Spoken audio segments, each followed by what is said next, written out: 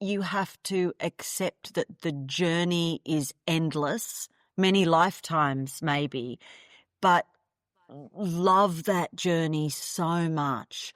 You know, that constant practicing, it feeds you, it fills you up, it's joyous, it's satisfying, and that love for that journey builds your connection with other people, which is why we love when you get together on retreat or you come together with people in your practice. You know, it's really special to meet people who think the same. Welcome to a Curious Yogi podcast. I'm your host, Bobby, joined by living masters and awakening friends. We're here to illuminate your practice as we explore what it means to walk the yogi's path, unfold peace from within, and live the vision of oneness. I'm so delighted you're here. Now let's get curious. Welcome back to a Curious Yogi podcast. It is good to be back. I've been recording episodes, quite a few actually, because I love that part and struggling to get the time and energy to get them up and out to you, the listeners.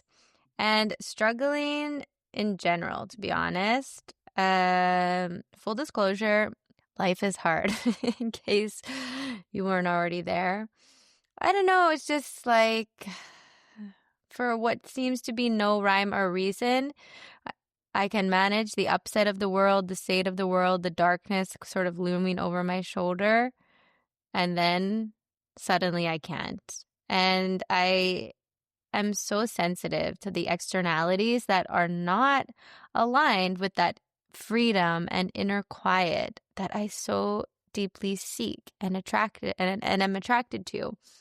I'm not sure if anybody out there can relate, but the humbling irony of being a yoga and meditation teacher, speaking daily about the power of these practices to intervene with a relentless mind, and yet at the same time being at the mercy of my own mind and nervous system that can be so volatile. I'm just now remembering those words of dearest Sharda from season 3. Never believe your thoughts. That's good advice. And the work also, which is something we discussed in today's talk, and that is to hold two truths at once. I can be struggling mentally and remember that there is the underlying essence, which is me, which is you, which is always truly, essentially undisturbed and fine. And then the changes of seasons, life situations, relationships, drama, the whole thing is constantly shifting. So speaking to myself now, hold still, be patient, and put yourself in good company. So that's why I'm with you today. So finally, here I am sharing with you another episode. And just before we jump in, I have a special announcement related to the conversation today about retreats. And that is that I am offering a $600 Canadian scholarship for one of the podcast listeners to join our North India retreat this year. It covers a portion of shared accommodation only, and the intention behind this is to offer an opportunity for a special curious yogi to join at a lower entry point. Yoga retreats are expensive, y'all. And the only requirements are to be a Patreon member, any tier, including free. And if you'd like to apply, simply write to me about why you'd love to come and what being a curious yogi means to you. I will share more details on the Patreon page, and we will keep applications open until November 30th. At which point we will decide on the successful applicant, if any, are a right fit by December 1st. So I never want my yoga retreats or any offerings for that matter to not be accessible, especially to you, the sincerest of seekers. So this is my little offering of possibly making it a little more accessible. and just, hey, putting it out there that we can grow this community so that one day in the hopefully not so far off future, we can offer a full scholarship because you are so much more than your money. Your presence counts. So if you're interested, head on over to patreon.com/acuriousyogi podcast. All right. So today I am so excited to share a conversation with my friend, podcast listener, fellow yogi, Yarmila Alfonzetti. Yarmila, her bio was so great. She said it's very worky, but that's where her life is right now. But she, to sum it up, is one of Australia's leading arts professionals. Like, she is a boss babe. She has decades of experience running some of the country's most iconic cultural institutions. These days, she's head of arts and culture at Hota on the Gold Coast. But beyond her impressive professional life, Yarmila has been a dedicated wife and mother to 3 girls now in their 20s, and possibly the most inwardly and not so secretly a devoted yogi and a student of yoga for 25 years. And that's really what we dive into today. So I first met Yarmila along with her wonderful husband, Greg, who is a former lawyer and flamenco guitarist. Just side note, earlier this year on our Yoga Sadhana retreat in the Himalayas, meeting them there in that space and place that is so sacred to me was such a reminder of why I keep showing up for this podcast. It's those little moments, connections with fellow seekers, so wise and sincere, that it feels like keeping that fire of curiosity alive. Like, keep on the path, keep steadfast. Yarmila brings so much joy and openness as she shares on her journey as a yogi, so much humility and laughter. We talk about identity, ego, silence, bliss, kaivalya, the power of community, and the responsibilities and challenges, to be honest, that come with personal growth. Yarmila shares her love for yoga retreats, and we talk a lot of wisdom of other teachers, and we share that love of taking the nuggets or finding the nuggets from all lineages, all traditions, all teachers, and bringing us back to that one truth. And we really just banter on the ways that this practice is always transforming us. So enough is enough. All right, friends, let's dive into this beautiful conversation with Yarmila. See you on the other side. So, welcome, Yarmila, to a Curious Yogi podcast. So nice to see you again, Bobby.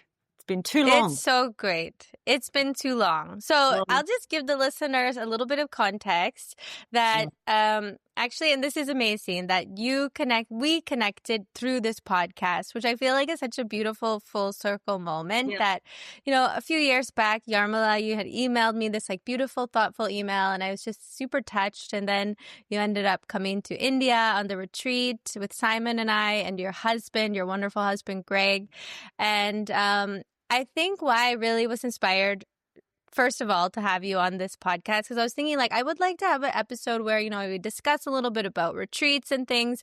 And the kind of obvious go-to would be to have a guest who hosts retreats. But I'm like, who do I know that goes to the most yoga retreats? And that's Yarmila. That's you. You love to invest in that time for yourself. So that's the first reason. And the second reason is because I know that you are such a brilliant yogi, and I feel like the most jewels of teachers are the ones that are kind of hiding away in the cave.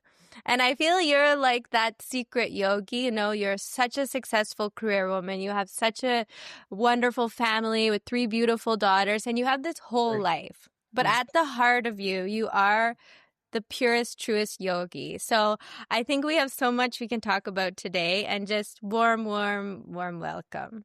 Oh, thank you. That makes me feel so wonderful, because I do, I don't know how it happened. I don't know why, but I feel like at the center of my being is yoga.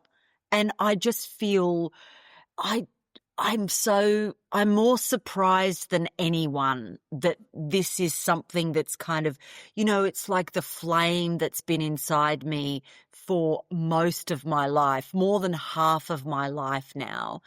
And I don't know why. Like I'm not, you know, I'm not somebody that studied gymnastics when I was a kid, or, I was once a ballet dancer. So I'm very, like, none of the things that make people sort of easily find themselves in a yoga class, oh, you're very flexible, you must be doing yoga, da da.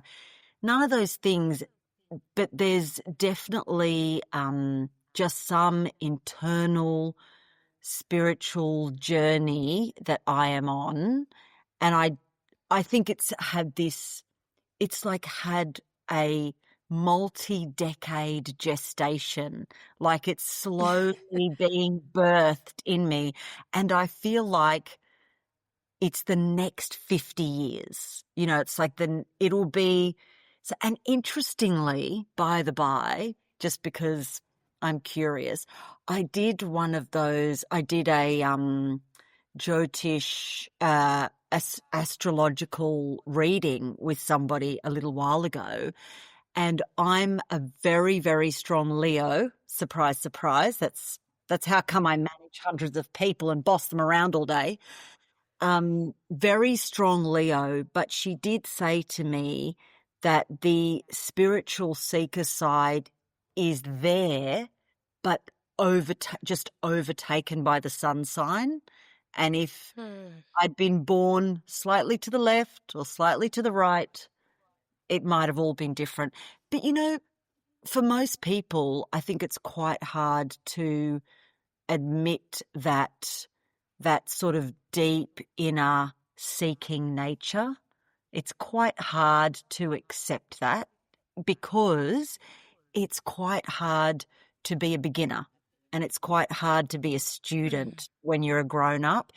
Everybody wants to be accomplished and win and be successful. And of course, as you and I know, that just leads to a transactional existence, which can be very unfulfilling, Yeah, that's so true. I also can relate to your Leo Right. persona because I also have that. So I think also that's one of the reasons why I appreciate you so much. I feel a kind of kinship with you.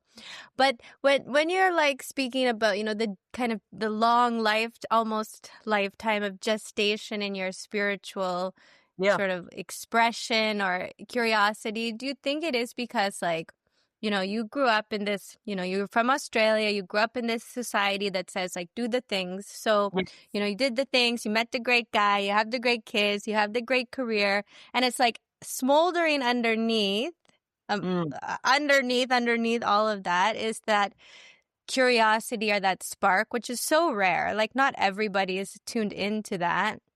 But how strong that it is within you that even though you've achieved as if so much on that level and you have so much to be thankful for in that way, mm, that there is still something that's seeking mm. more, if we can say more, or what is it, Yes. that flicker, that flame. That's right. No, look, I think you're absolutely right. I mean, I always say I come from a long line of workaholics. Um, my my mother, who is 73, I don't think she ever tears herself away from her computer. She is an incredibly high achiever. So is my dad. I'm the eldest of 6 children. Everybody in my family works a lot. They are dedicated to their careers. And, and there's a part of me that, of course, exactly as you said, I feel very fortunate and I'm very proud of those achievements. And I've got 3 amazing daughters in their 20s. And there is something wonderful about showing your children that, that you can be independent. And as I always said to my 3 daughters, a man is not a financial plan. Um, it's all It is the rule of life. And I really do believe that, especially for women, there's a, you know, a tragedy in many parts of the world where women are, you know, subjects or disadvantaged in many ways, and a lot of it stems from financial disadvantage. So, I've always said to my daughters, you have to be able to make your own way in some way, whatever that is. So, and of course, over, like something happens where the journey of life, one minute you think you're driving the bus and then the bus is driving you, life life overtakes you. And of course, then creeps in this thing that you can't even, in the beginning, you don't even sense it. But what is it? It's the cult of personality. It's your ego. And it's taken me really a long time, and I have had, probably like many of your listeners, I've had dark nights of the soul where, that the grip, the claws, the talons of the ego are hanging on to you, and they're saying, don't change, don't let this go, don't step over the threshold. Who will you be? That's a classic one. Who will you be without me? You'll be nothing without the identity of your job. And of course, even if it's not the identity of your job, it's all the identities that we wear. Nobody can, it's so hard to cope with the idea of being nobody. It really is. It's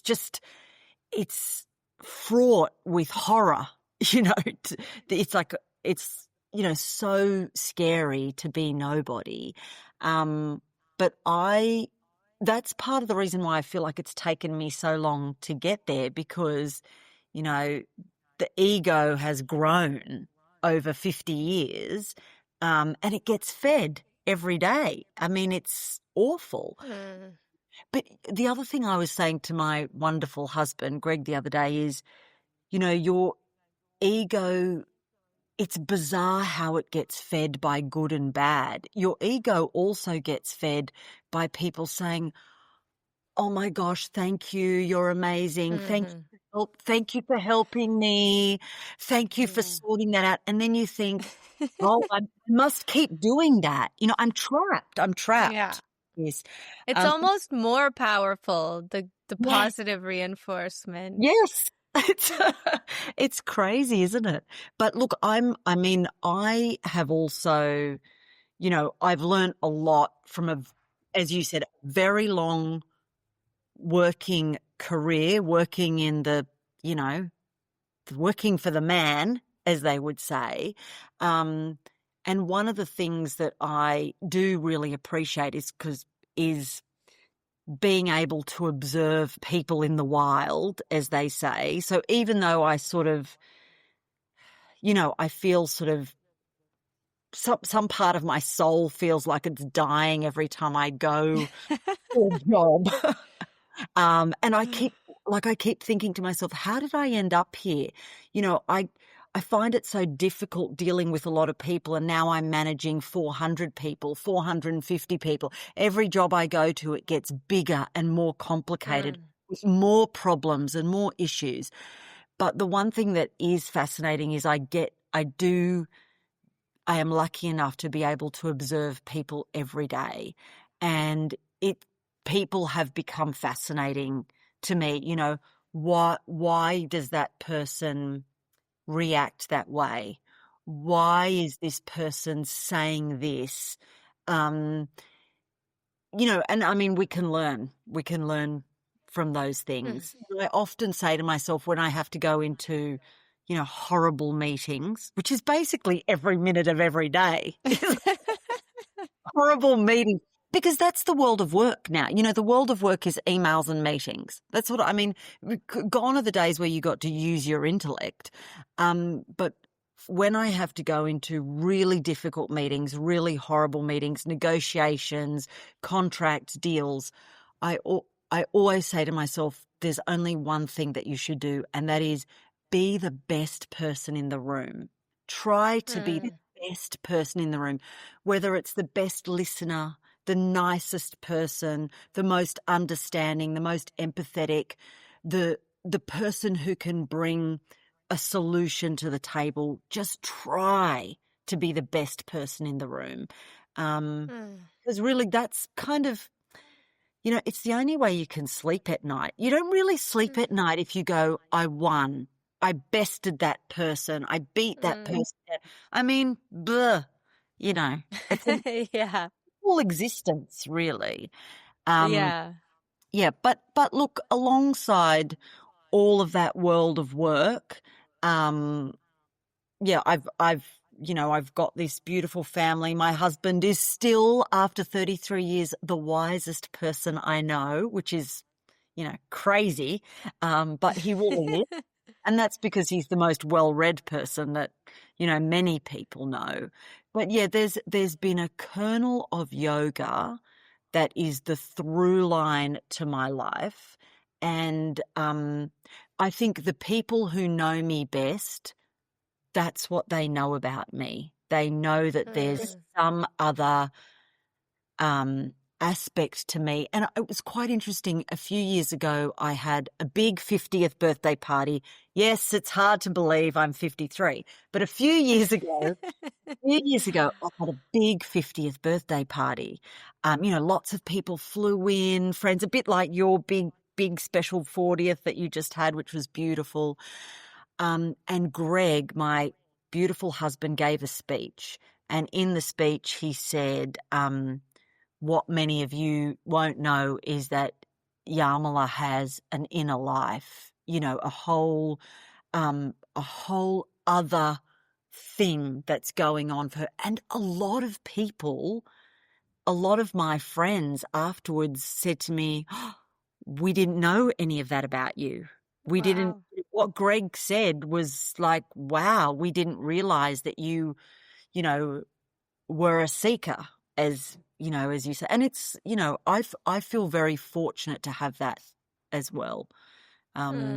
It's quite, and I've just been inspired by you, Bobby. Actually, I've been, since our retreat finished, which is literally one of the best trips of my life, with you and Simon, I have been really, even more seriously, if that's possible, pursuing that much deeper understanding of Vedic philosophy, and going ridiculously deeply down the rabbit hole of Advaita Vedanta and Samkhya, and I've started studying Sanskrit, and Amazing. there aren't enough hours in the day. Like, there really Wow. Amazing. is. Amazing. Okay, But I that's so much there I want to reply to. so much, yeah. Yeah, that's so good. When you were speaking like multiple times, I kept thinking of this quote that I heard. I Mm, listened to Ram Dass's podcast. It's called The Here and Now. I don't know if you've yes. heard of it. It's just like recorded talks of Ram Dass. And last weekend he said something and it just like stuck with me. And now I'm like, oh my gosh, that's Yarmila.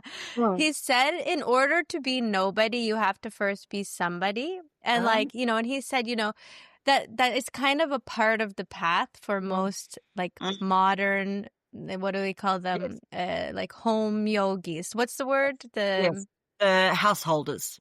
householders. Yes. Yeah, Yeah. that like that's a part of the journey towards becoming nobody, is first becoming somebody, and that like is the process. And it's like so beautiful what you're Mm, expressing, that's kind of, and also all of our journeys, like to get into that point where we can recognize the ego. And like, what else do they say, God is the ultimate trickster, like yes. that even the praise and the goodness is still crystallizing this sense of individuality and like That's right. individual sense of me. And it's whether it's little old me with all my problems or big great me with all my greatness, it's like two Mm, sides of the mm, same coin. mm, So it's like kind of such an interesting, feels like paradox of the seeker. It's like, Yes. and also when you were speaking to it, like Greg talking about your inner life, and it's like the seeker kind of is the yogi in the cave, but like Mm, what the cave looks like for each and mm, every one of us is so mm, unique. And, yes, there's the through line for all of us as the mm, seekers, as the curious yogis, which is why we're attracted to like have deep conversations like this. And mm, yet there's a total uniqueness in everybody's story and journey. mm. Look, you're absolutely right. And actually, it's interesting that because I was just reading something about Ram Dass the other day, and of course that's his story, isn't it? That he had a career and a whole life, and there was money and there was success and all of these things, and he had to go through all of that to. It's like your life has to embody that learning of, you have to learn what it is to have, to learn what it is to let go and Mm. believe and find faith, find real faith. And, I mean, I also keep thinking about some of the things that we learnt when we were in Kulu, the sayings of Swami Sham and all of these, and, that thing of, like what really is bliss, like that concept of pure bliss. I mean, it's quite a fascinating word, bliss. It's more than happy, isn't it? It's more than content. It's kind of, when you hear this word bliss, you feel like it's sort of like shouting from the rooftops sort of thing. Um, Mm. but I do feel like I, f- I feel like it's like, as I said, it's been a long gestation for me, but for the sort of person that I am, I need to learn these things. I'm not yet there where you just realize, that concept where Yeah. you just realize these things. And I wonder whether it just suits different people to learn. But the other thing, I was thinking about, because I did a lot of yoga on the weekend, actually, a lot. Um, and, I was thinking, I went to a lot of classes on the weekend because I flew back to Sydney, and one of the studios that I go to, it was their second birthday.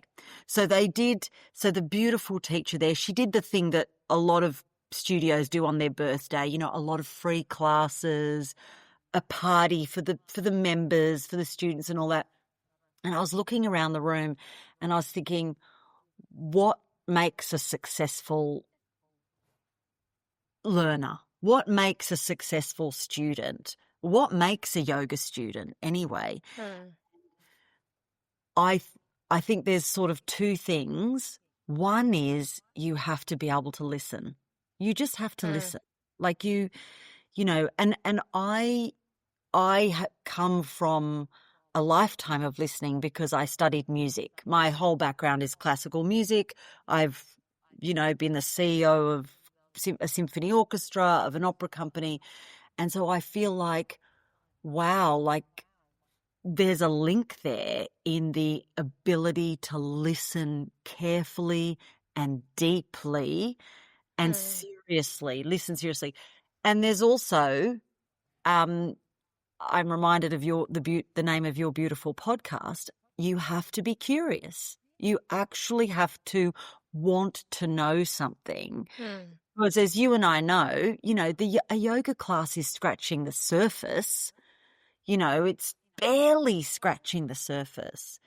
But yeah, I think for me, it's taken me a long time to sort of even take a few steps on my spiritual journey because I needed to listen and learn. Mm. I'm not the realizer. I'm not just a sort of, but now I'm at a point where I'm often, I'll often read something or hear something or watch something and I'm moved to tears. And I think it's the beginning of a realization. You know, the other day I was reading something, even, you know, I was reading something, I can't remember which book it's in, from the Bible, from the New Testament, where Jesus said, one of your listeners will know, split a piece of wood and I am there.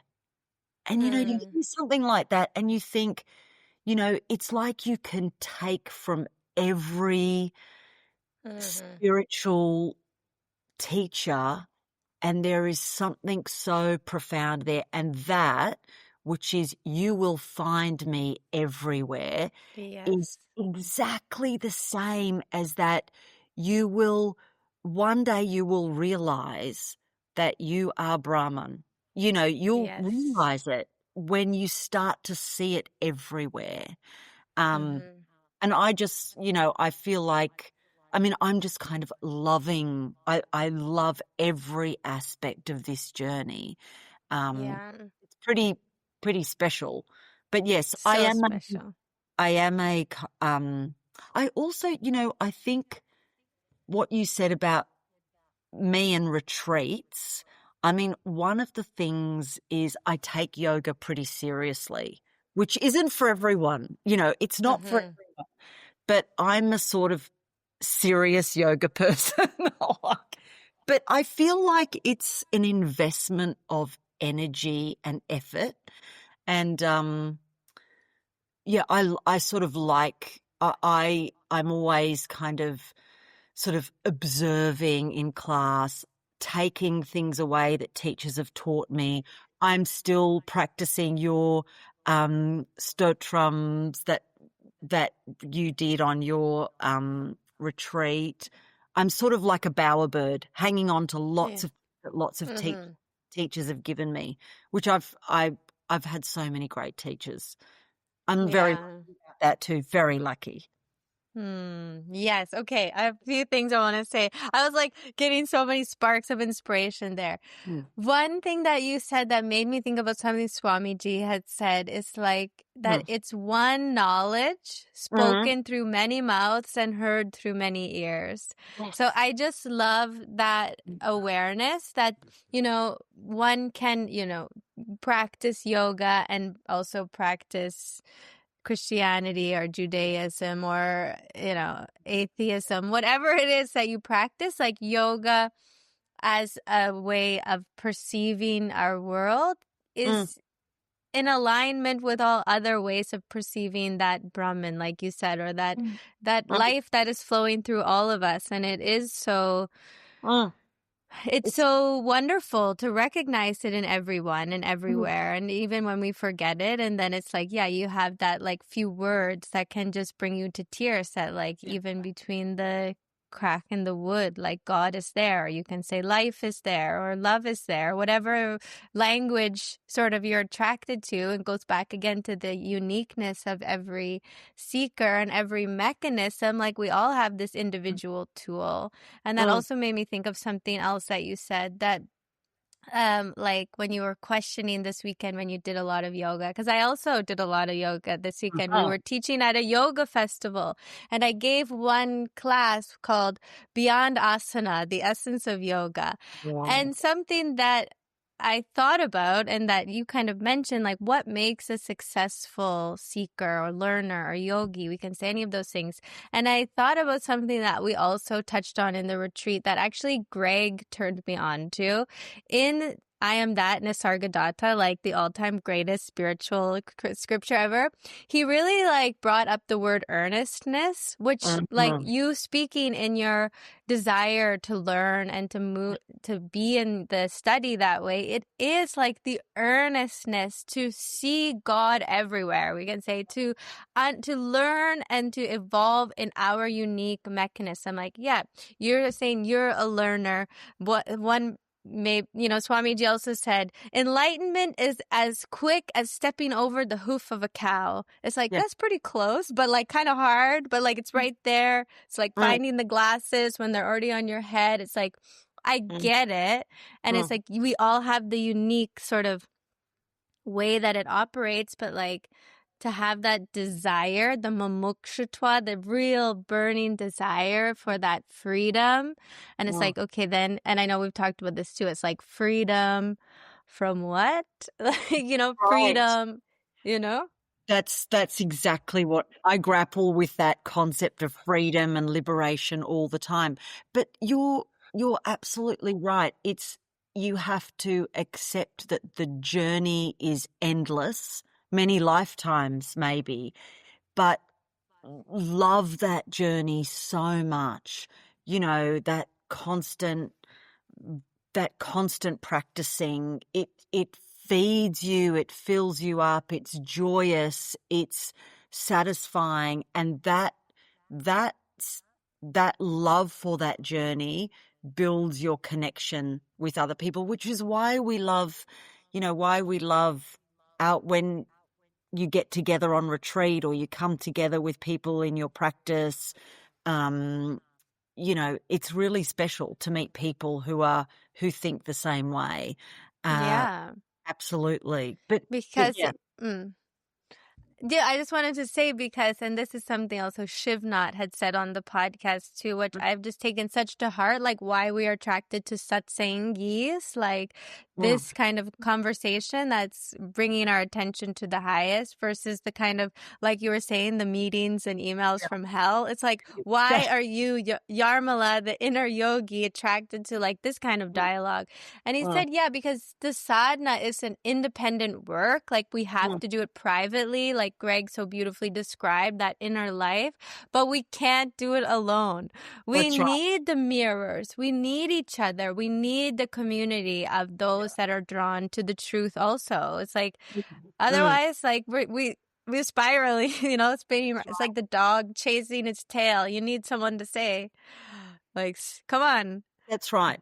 But that also speaks to that, because I'm actually learning this quite a lot now. It speaks to that really ancient Vedantic tradition, which is all about dialogue and conversation. Those stories from the Upanishads and they're actually not, one monk in a cave by himself. Da, da. They're all, you know, wife questioning husband, student questioning master, conversational, which is that age-old tradition, that Platonic tradition of teaching through dialogue. So, yeah, it's fascinating, isn't it? There is the journey that's an inward journey on your own. Um, but that whole master disciple, guru student thing is so important as well. And I mean, the wonderful thing about this day and age that we live in is, oh my God, there's no end to resources. I mean, once you crack open this Pandora's box I mean, don't get me started on all the videos that I've been watching of Swami Sarvapriyananda from the Vedantic Society of New York, or you know the Yoga Studies podcast, your podcast. I mean, between YouTube podcasts, books, whatever classes, there's no end to this inquiry with other people. We're so, so lucky to be right here in this time now. But, there is, like you touched on it as well, there is this interesting sort of, when you actually get to a point of start thinking, well, what journey am I on, right? What am I doing? Well, I'm seeking liberation. I'm seeking that that state of moksha. But then what I am actually struggling with is that concept that's almost beyond moksha, which is the kaivalya, which is, how do you reconcile being one, that sense of oneness, the universal consciousness, me as the Atman is the same as the Brahman, how do you reconcile that with that concept of detachment, aloneness? Where where where can you be at peace by being no one? And Hmm. it's the oneness versus the aloneness. Like there's Yeah. this thing on the journey, and it's quite you almost have to work out how to live with both, because there's something about the true yogic journey being a solo journey. It really, like coming from silence and going into silence. I mean, I was reading this thing the other day, that the well-read husband put me onto, um, which is Schopenhauer. Schopenhauer, who was um, a huge reader of the Vedas and the Upanishads. And in many ways, some people would say, people like Schopenhauer and Freud, all that brought Hmm. these texts to the West, to that Germanic tradition. And Schopenhauer said the most important words that you can ever say, they're born of silence. They're Wow. they're not just based on stuff that you've been fed and you've heard. And I was reading that, and it made me think of something that Krishnamurti said, who's another person that we all love to read. I mean, don't you love that guy? Even though he's got a very different opinion of God and spirituality. But Krishnamurti talks about meditation, and he says, yeah, the problem with meditation is you spend all day filling your head up with junk, your day-to-day rubbish, and then you try and meditate to give yourself clarity and space, like this spaciousness. So it's always like, where is the silence? Where is the space? How can I be distant from all the stuff of the world? But how can I be one with it as well? And Hmm. it's a really, because if I was to be honestly totally authentic here, I often think about running away.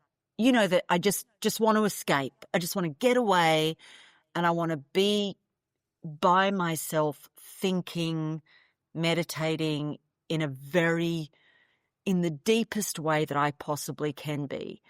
But running away that can't be the answer to anything, surely. Maybe it is, but it feels like it's not right. It's finding Hmm. peace. How do you find, look, this is a question for Swami Sham. Like, it's like, where's the peace in just day-to-day life? I mean, Hmm. I'd be a Hmm. much better person if I could find that. I Yeah. mean, Well, don't trust me. I've had my fair share of running away, searching for freedom on the wrong level. But even before you said this is a question for Swami Sham, I thought about another thing that you said. I love those like Mahavakyas, like like the little great little, sayings that sort of stay with you. And because I also have this kind of aversion, which I think many people do, which goes back to that, like the fact that the mind can't grasp being nobody because the mind by nature is somebody. So it's like trying to understand with the same intellect, like yeah, Krishnamurti is saying, that's filling the mind with junk to sort of expect the liberation to come from there. It's like, it's not can't. possible. But something that Swami said is so like clever and Mm. sort of delightful. He says, um, the world does not exist without me. And like as the Mm. yogi, we sort of add on the without me and it sort of to me encompasses that paradox that like the world does not exist. Actually, nothing exists without No. me. But when he says me, he's talking about me with the capital M, just like the self with the Yeah. capital S. We're Mm. not talking about the individual me. Even he would sign his letters Swami. Like he's Oh, saying, you are me. Yep. I am, Yep. you're my Yep. own self. So it's Mm, like, because we have to include, in the nothingness, in the everythingness, we have mm, to include, like, and I guess then it is true. Maybe it goes back to like what we were saying before. Like, it mm, depends on the unique mechanism and space of understanding. If one can sort of grasp the concept of nothingness, of mm, shunya, I love the word shunya, which is like the mm, total nothingness space. But mm. I just feel like, and also, yeah, maybe I just won't get there in this That's lifetime right. Yeah, because me how neither. can you? No, that's. Yeah. Do you think that he means, because that is beautiful, that the world is nothing without me? Does he mean that concept of, the world is, the world is only the way that you see it? Sort of like does he mean that sort of it's influenced by your perception and like I think he's, you I think created he's, this world? yeah, I think he's pointing less from perception and more towards the illusory sense of the world, Yeah, because the his trail of whole fire. teaching, is like, you're unborn, you're undying. So if Mm, I'm unborn and I'm undying, the mm, false reality that the world exists is only dependent on me believing I am this human being. So if yes. you say, nothing can exist without that self all Mm, permeating, and everything that comes out of that self, out of the silence, like you said, mm, is nothing but waves of imagination. And mm. that's the sort of, once again, I love that God is the Yeah, I love greatest it. trickster.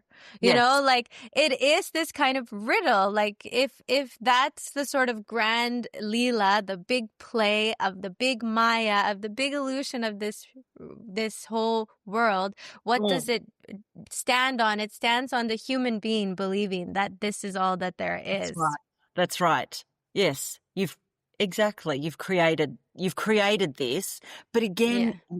um, yeah, there's that concept as well of, again, your personality that you can't let go of, your ego that you can't let go of.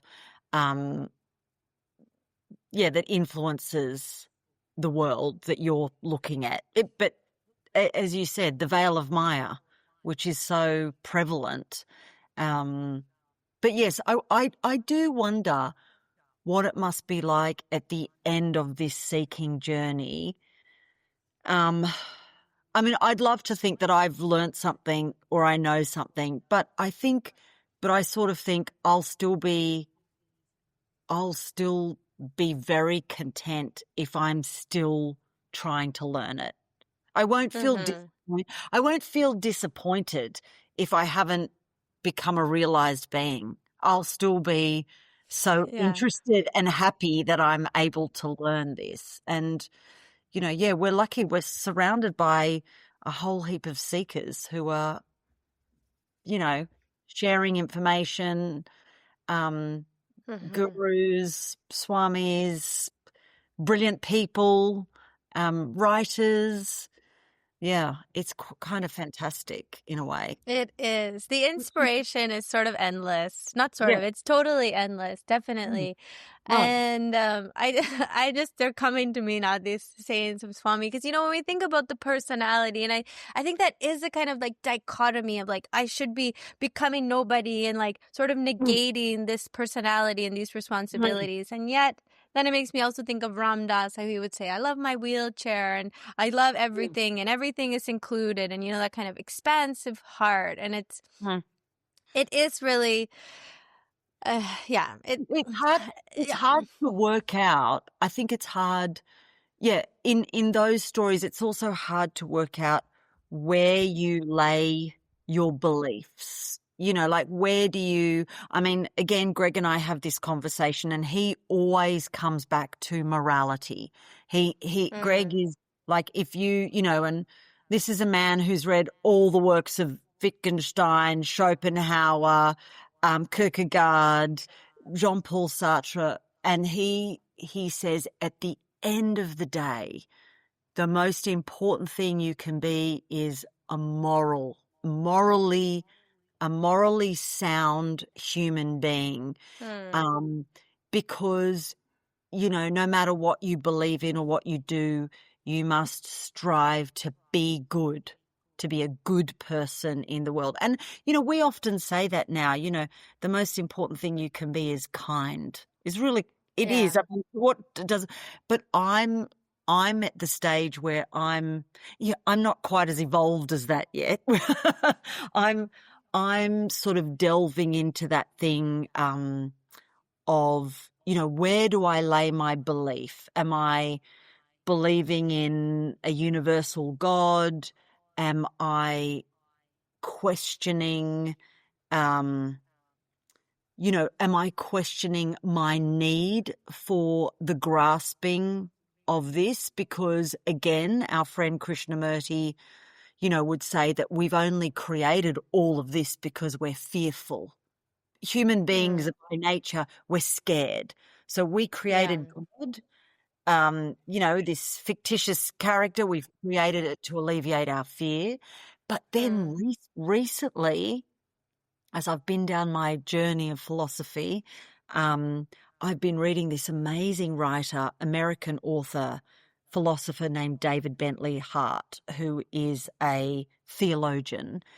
And he has written all these books. One of his books is There's God in All Things. And he basically seeks to prove the existence of God. And what he says is that, the people who think that there isn't a divine being, they actually just don't understand what a divine being actually is, which is that it's Mm. everything, which is that it's in everything. So I'm sort of, I'm floating around, fishing around in this kind of sea of things,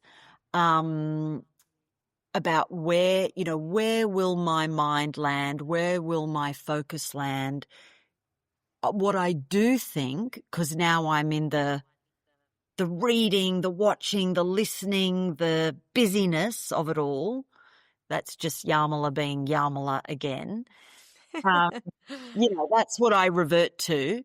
But I actually do think that at some stage, it might be in a year, it might be in 10 years, it might be 20 years, I'll just have to be alone and quiet.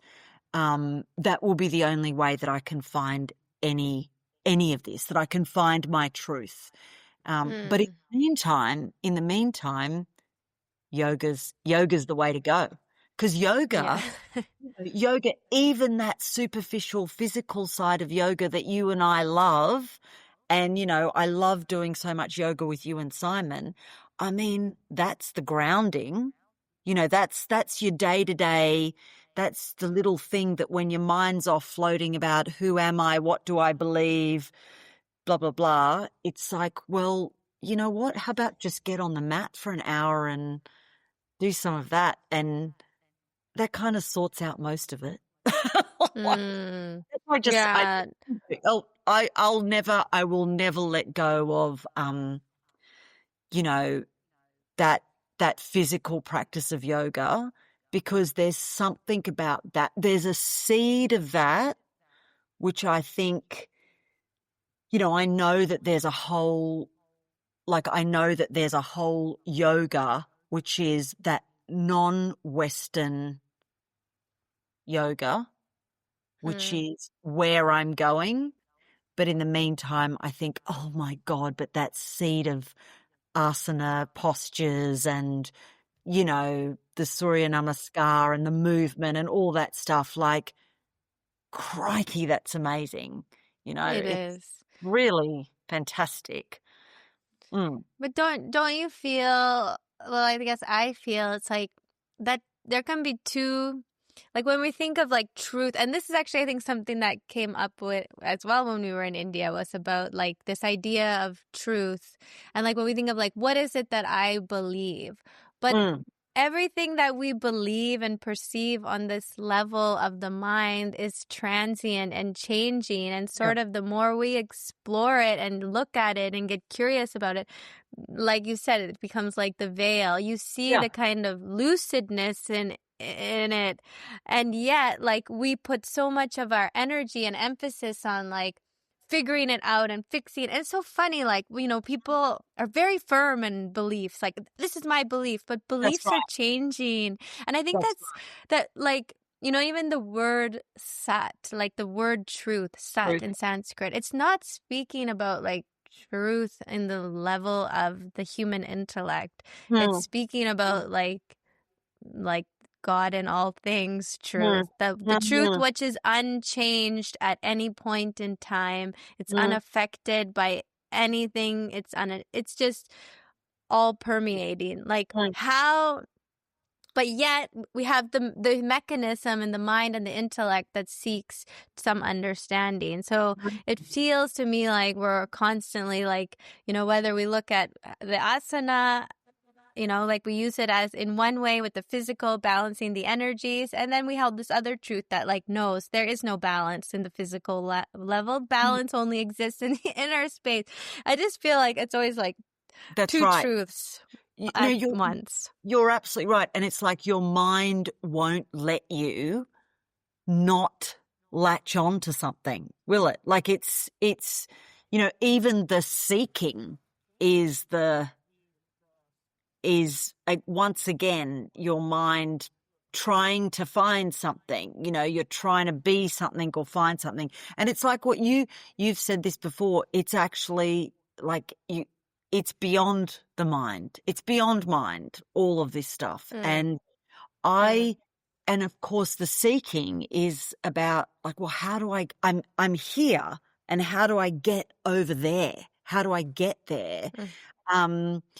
You know, and I've kind of started on a bit of background research as to what a PhD in this area might look like. And it's interesting because there are a lot of people doing research in this space about that concept of embodiment, embodied philosophy. How do I get my body and mind to become one? And then move through time and space. You know, there are a lot of philosophers now working in this thing of sleeping, dreaming, waking, you know, what's happening to my body when I'm not conscious, all of this kind of stuff.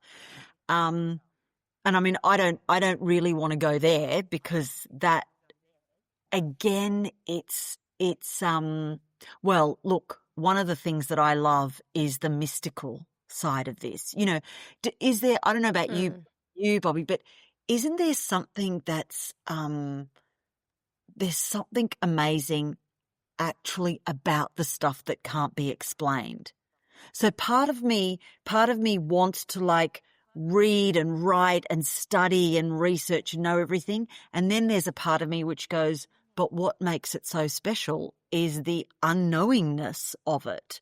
I mean, I don't want to take away all the woo-woo.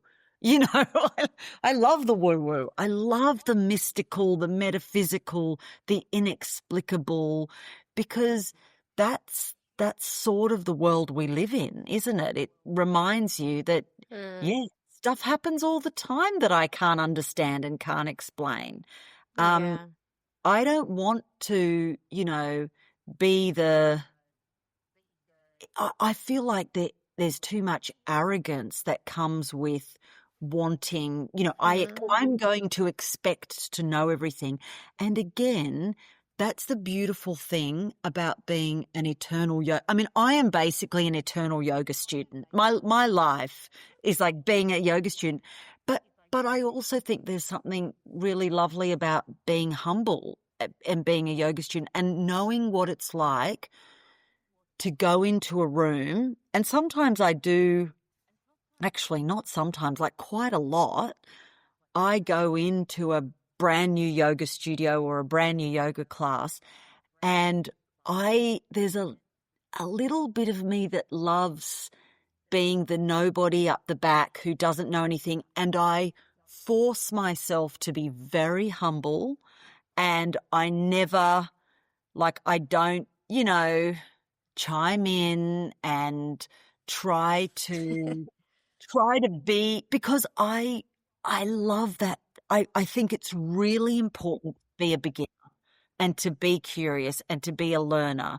And that's something special that yoga can give us. Like I sort of say to everyone, go into a studio that you've never been to before you don't know what the teacher's going to teach you.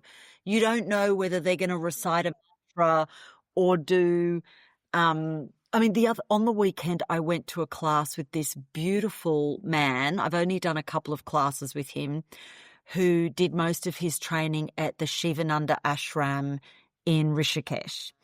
And he started the class with headstand. And of course, I'm someone who goes, well, come on, you can't start a class with headstand. I haven't done my core exercises yet. Jesus, like this. Like I can't go upside down. I haven't opened up my, done all of this kind of stretching and whatever yet.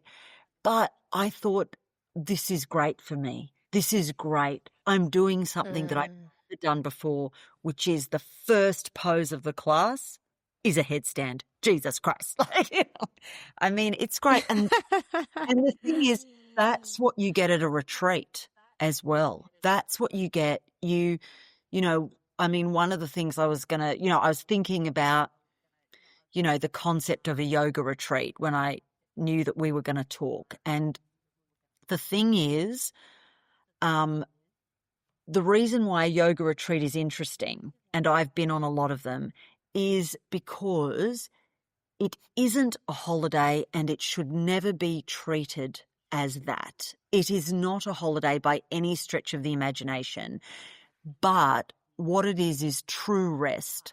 Because if you go on a retreat with the right frame of mind, with beginner's mind,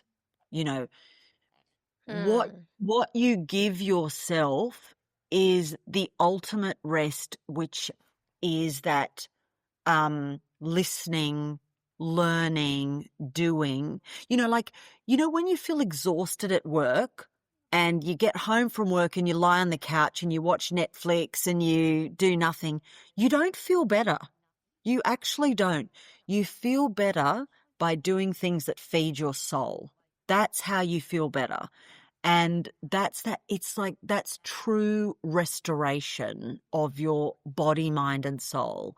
And that's what a retreat is. But the other thing I would say, the most important thing about a retreat is the teachers. Like really, people have to pick a retreat based on the teachers. Because I'm very picky. This is all credit to you and Simon. Because one of the things that I have said for years and years and years, there is a reason why yoga teachers are called teachers. They're not called coaches. They're not called instructors. They're not called leaders. They're teachers, because they're supposed to teach you something. You have to learn something when you go to yoga. You have to learn. You're not just doing something. You're learning something. And so I feel like it's no accident that in the world, yoga teachers are called teachers. That's important. Those semantics are really important. And the best yoga retreats are when you come away and you've learnt so much. Then your soul feels full. And that's why I loved the retreat from you. I mean, Greg and I still talk about all the things we learnt. And that's every retreat that I go on. I'm very particular about who the teachers are. I don't mind so much where it is. I don't really care where the retreat is, to be honest. And obviously it's lovely to have a great group of people on a retreat, but you often don't know who they are. You don't know the people that you're going to end up with. You just kind of crossing your fingers and hoping there aren't too many crazy people that you've got to share a room with or anything like that, but the teaching is incredible. I mean, I learned so much. I could list 100 things. I could list 1,000 things that I learned on the retreat with you and Simon. I mean, I learned about new assists. You know, if you go to a yoga class and you're fortunate enough to have someone in the class assisting, you should learn something from the assists. I mean, I did a class yesterday and we were just doing a standard seated twist, Matsyendrasana twist, and I've got this beautiful yoga teacher, Vicky, who studied with Annie Carpenter in the States. Very, very much functional movement, a lot of props. You know, my God, if there's a class where we don't use 2 straps and 20 blocks, it's a miracle. But she did an assist on me where she stood over my shoulders and she used her legs to turn my body. And the strength of having her entire leg running down my back, to allow me to go deeper into that twist was amazing. And that's the first time I've had that kind of assist. And so, and I think I learnt 3 or 4 new assists from your retreat. I mean, what a gift. What a gift. So that's the importance of a retreat, is to give yourself the gift of learning in an environment where your body, mind and soul can absorb it, can really, So I take retreats very seriously. Yeah. And that's why you're the ideal retreat guest. I am. You're the perfect dream retreat guest. We're just keeping our fingers crossed for a Yarmila 2.0 next year. I've already said to Greg, the second that Bobby and Simon release that, whatever you're going to magic up for the second half of next year. But I'm going on a yoga retreat in a week and a half, as I told you. And it's so funny because the retreat was actually full and I was reading about it and I know the teachers who are taking it. And, they're a bit like you and Simon. They're, Tessa Leon she's studying psychotherapy. She's very deep into a mindfulness practice. And Adam Whiting, who studied in the US with he's a power living practitioner, very much about functional movement, fascia, all of that. So the two of them. So the retreat was actually full.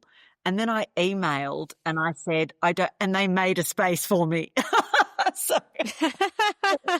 I think you're right. They were like, oh yes, she's a great student, because I will be like, I never miss, if somebody says to me, this retreat has got a 3-hour class in the morning and a 3-hour class in the afternoon and a 3-hour class, I'm there. Because what else are you there for? Yeah. You're there to do yoga. You're there to learn. Yeah, you are the earnest student, Yarmila. You are the earnest student. The eternal. Well, yeah, and that's amazing and so inspiring. So I've just loved this conversation and like I said before we started recording, selfishly, to just hang out with you for an hour is my total pleasure and delight. And just to finish, I just asked these 3 quick questions and, try to keep it it's a short fire. So the first question is a side question. How you've been doing your practice now, what you said, 30 years, 25 years? 25 years. 25 years. So 25 years into your sadhana. Yeah. Yeah. So 25 years into your sadhana, what are you still curious about? I think the thing I'm most curious about now is silence, is really going deep into silence, because what I'm finding is in my own practice that I do most days, again, very seriously on my own. What I'm finding now is that I'm breaking up the physical practice with blocks of meditation.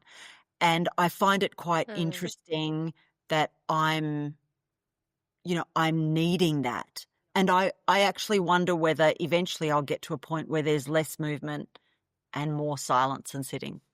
So that's what I'm most curious about. Beautiful. Beautiful.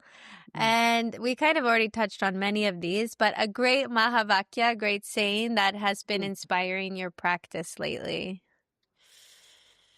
Oh, that is, well, I read actually only a couple of days ago, I read the story of the donkey and the washerman. You know, this story where the washerman takes his donkey to help him do his job, wash clothes.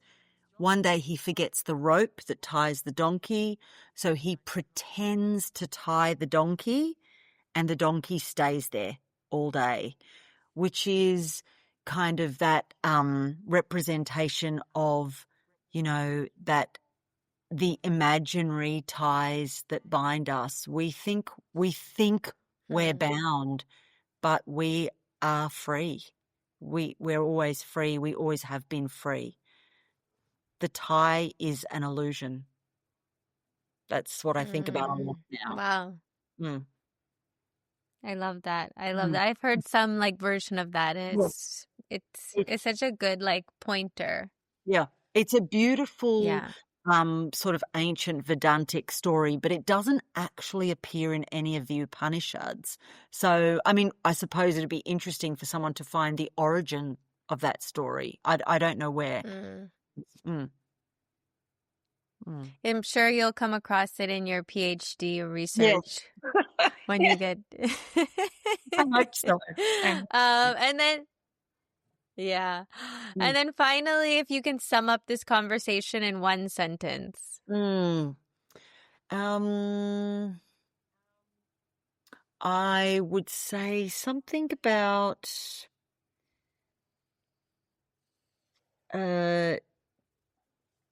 something about this conversation being part of the threshold.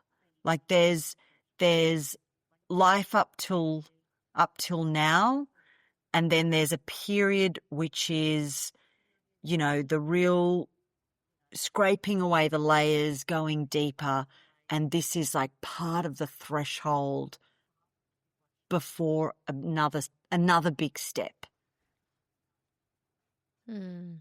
Beautiful. The Threshold. threshold. We're all kind of standing on the. We're all kind of standing there, aren't we? And that's up till right now. Yeah. It's so inspiring. That's right. What's next? Yeah. What is next? So the next retreat. Biggest thanks. The next retreat, like we're gonna do the same retreat in March, and then I'm going in November this year to sort of do some scouring and see and what can happen next autumn. Yeah. Correct. So let's see. Things just keep unfolding, Yeah. Yeah. So thank you so much, Yarmila, for leaving work early on a Monday. I'm sure everybody was wanting a piece of you and you just got out of there early.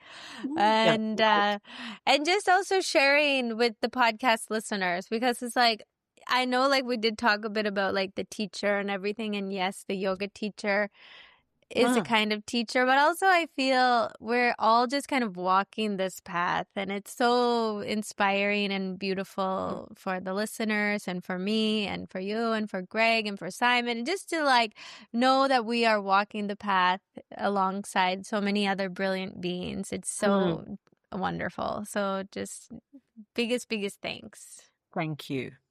Thanks for listening to this episode. If you enjoyed what you heard, please consider supporting the show at patreon.com/acuriousYogiPodcast. And please leave a review. It really helps the show reach more people. Let's stay curious, connected, and keep walking the path together. In total delight, this is Bobby signing off until next time.